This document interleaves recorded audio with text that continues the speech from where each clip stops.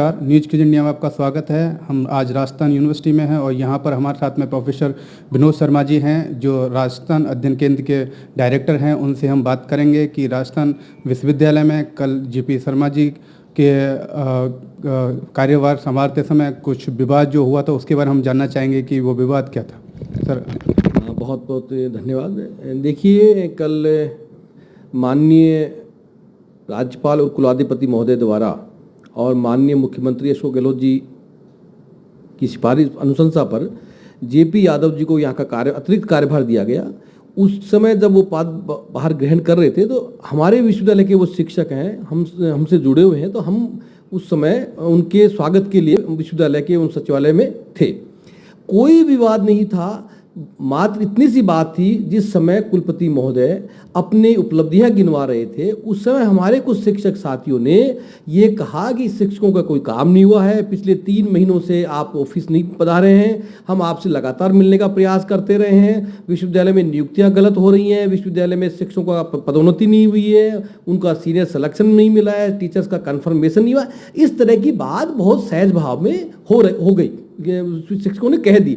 उस दौरान थोड़ा सा जो कुछ साथी जो भी होते हैं वो बीच बचाव जो करने लगा, तो वातावरण ऐसे लगा जो कोई विवाद की स्थिति बन रही हो। ऐसा कोई विवाद नहीं था। और मुझे बहुत दुख की बात है कि हम शिक्षक जो लगातार समर्पित हैं अपने विद्यार्थियों के लिए, अपनी संस्था के लिए, उनके लिए मीडिया में गलत प्रचार किया गया।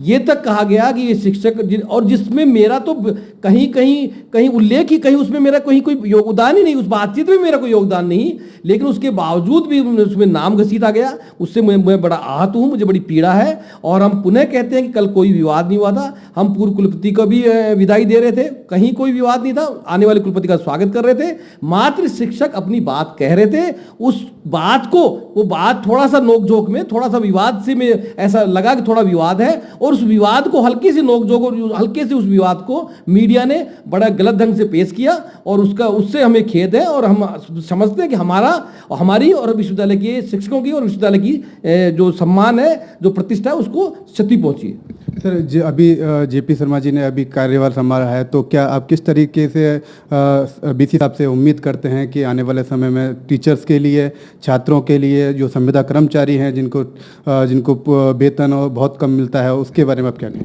देखिए, बहुत अच्छा आपने प्रश्न उठाया है। कल जब उनका स्वागत समारोह चल रहा था, उस समय हमने उनसे निवेदन किया कि आपको ये बिल्कुल सही बात है कि वो इस विश्वविद्यालय में 35 साल उन्होंने अपनी सेवाएं दी हैं। इस विश्वविद्यालय की छोटी से लेकर के बड़ी तक समस्या उनको जानकारी में है, उनके ध्यान में है। लेकिन हमारा निवेदन उनसे यही था कि ये समस्या है, ये आपकी जानकारी तक ही सीमित न रहे, ये समाधान तक पहुंचे। शिक्षकों की समस्याएं हैं, छात्रों की समस्या है, हमारे कर्मचारियों की समस्या है, हमारी संविदा कर्मचारियों की समस्या है। संविदा कर्मचारी जो बहुत न्यूनतम वेतन पे काम कर रहा है, वो अपना परिवार नहीं पाल सकता, वो इस अवसाद में और इस तनाव में रहता है कि वो अपने परिवार का पालन पोषण कैसे करे। एक उम्मीद के साथ वो काम कर रहा है। हमें बड़ी उम्मीद है प्रोफेसर जेपी यादव जी से, जो नए कुलपति के रूप में जिनको अतिरिक्त कार्यभार मिला है। हमें बड़ी उम्मीद है कि इन समस्याओं को वो समाधान तक पहुंचाएंगे, और निश्चित रूप से इस विश्वविद्यालय का जो प्रतिष्ठा है वो प्राप्त होगी, और जो गौरवशाली जो इतिहास रहा है वो कायम रहेगा, आगे भी वो बढ़ेगा। सर, संविदा कर्मचारियों की कई बार मांग भी आई है कि उनका जो वेतन है बहुत कम है, और वो बहुत समय से परमानेंट करने की भी मांग उठा रहे हैं। सर, इसके बारे में आप कुछ कहें? देखिए, मैं स्वयं संविदा कर्मचारियों का जो हित चिंतक रहा हूँ। मैंने स्वयं उनकी मांग को कुलपति जी के समक्ष और सरकार के समक्ष रखा है। मैं कई बार उनके जो प्रदर्शन हुए, जो उनकी आंदोलनों में मैं गया हूँ। मैं स्पष्ट मानता हूँ कि ये जो हमारे कर्मचारी जो संविदा में बहुत न्यूनतम वेतन पे काम करें, इनका तत्काल एक कमेटी बना करके एक रीजनेबल एक समिति बने, वो इनकी सिफारिश करें, और इनको न्यूनतम वेतन जो इनको मिलना चाहिए उस पद पर, वो न्यूनतम वेतन इनको प्राप्त हो। और उसके बाद जिस प्रकार की संवेदनशील सरकार माननीय मुख्यमंत्री गहलोत साहब की है, जिस प्रकार माननीय मुख्यमंत्री महोदय की सरकार का जो मन है कि हम संविदा कर्मचारियों को नियमित करेंगे, स्क्रीनिंग पूरी सरकार में, पूरे विभागों में स्क्रीनिंग की जा रही है, उसी सरकार की उस नीति के तहत हमारे यहाँ स्क्रीनिंग हो, और उस स्क्रीनिंग के तहत हमारे जितने भी योग्य संविदा कर्मचारी हैं वो नियमित किए जाएं।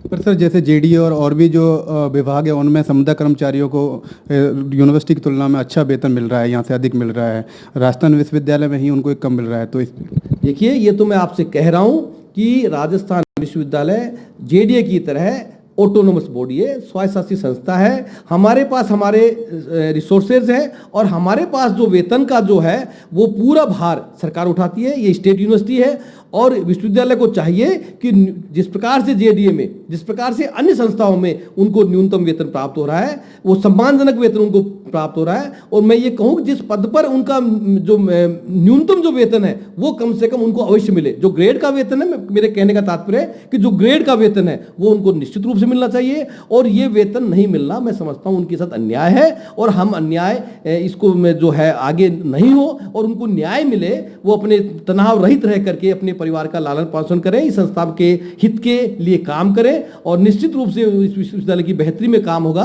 कि इन जो संविदा कर्मी है उनको न्यूनतम वेतन, ग्रेड का जो वेतन है उस पद का जरूर दिया जाए। हमारे साथ में थे प्रोफेसर विनोद शर्मा जी, जिन्होंने बताया कि संविदा कर्मचारियों की न्यूनतम वेतन मिलना चाहिए। उन्होंने कई बार उनकी मांग भी उठाई है और आंदोलन को इन्होंने सपोर्ट भी किया है। आप देखते रहिए न्यूज़ किज इंडिया। नमस्कार।